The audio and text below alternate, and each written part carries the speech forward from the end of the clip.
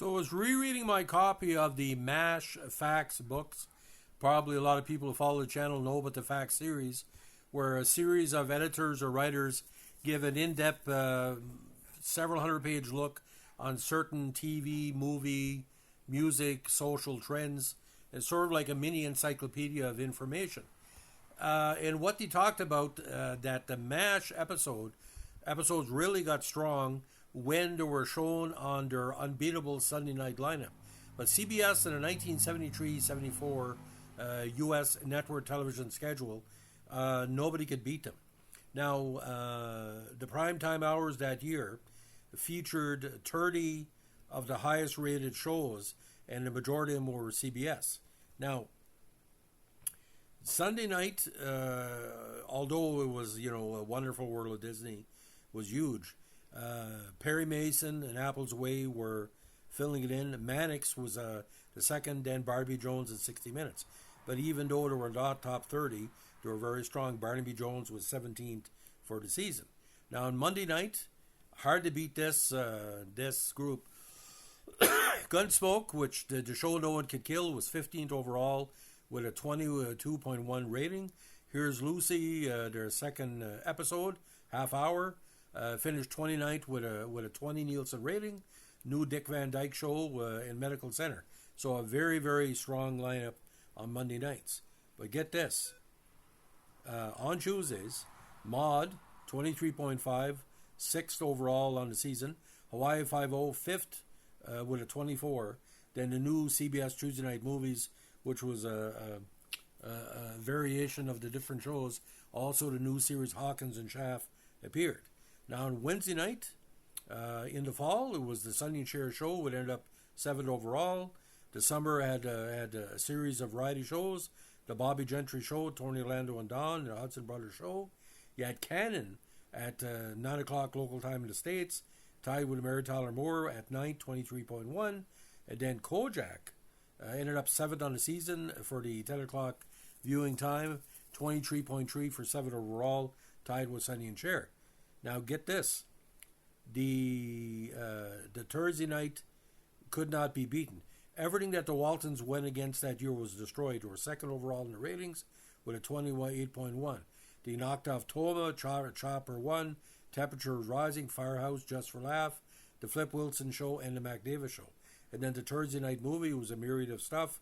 They almost defeated Kung Fu in the Streets of San Francisco by finishing 30th overall with a 19.9. Now Friday, Good Times was the top on that evening at 8:30, and the CBC Friday Night Movie. So there were 17 overall with this, and 19th for the Friday Night Movie, tied with, again, Monday Night Football. The only problem that they had, you couldn't compete with the Brady Bunch and Sanford and Son at the 8 o'clock time, and it was the big battle between the $6 Million Man, The Odd Couple, and Good Times.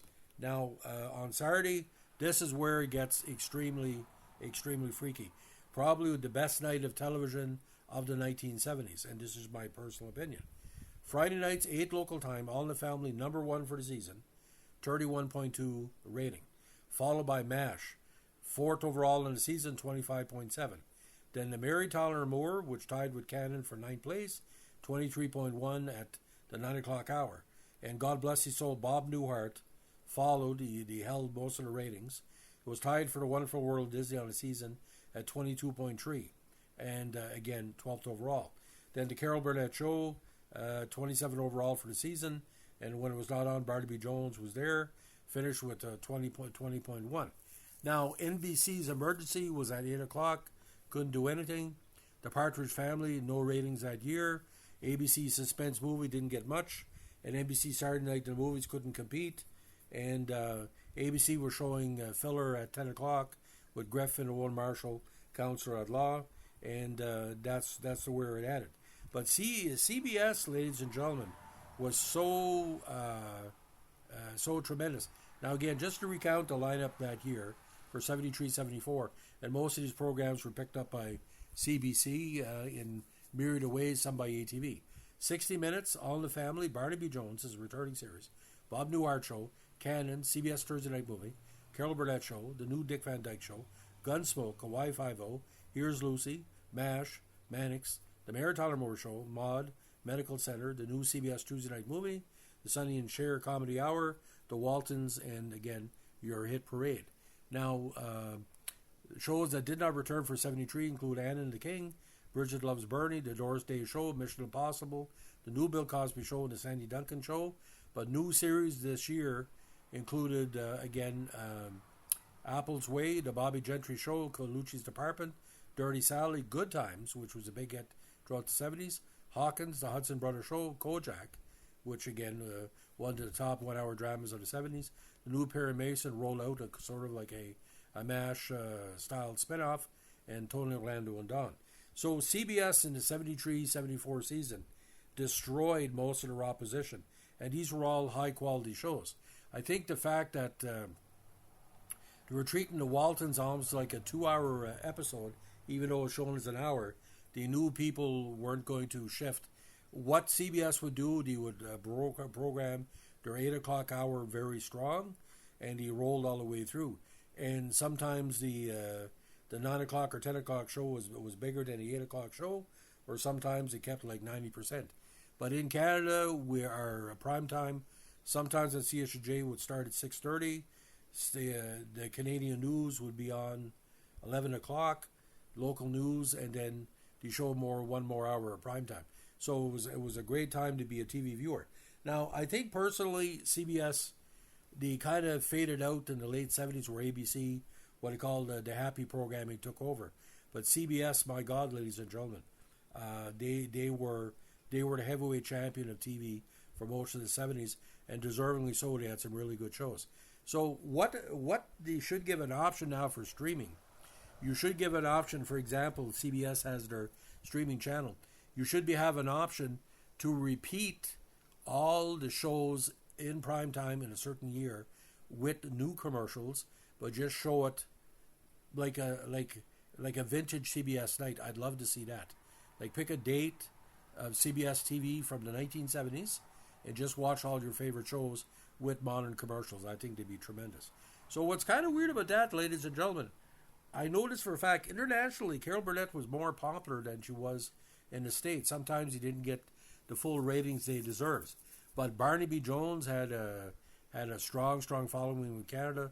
Bob Newhart Show, obviously, since he's passing, they're talking about the quality episodes there.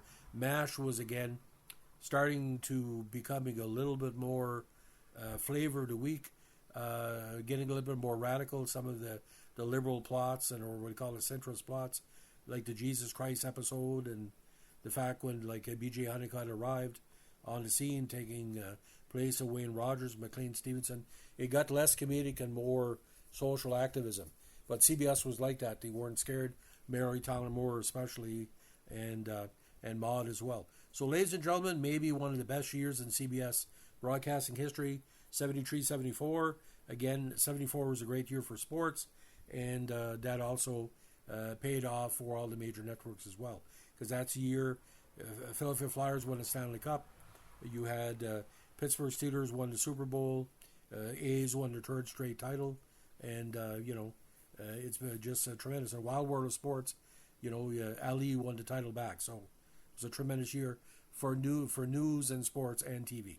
So, ladies and gentlemen, that's the story about CBS's great year, 73-74. If you like what they're doing here with our TV Vintage podcast, let us know with a like, comment, subscribe, or share.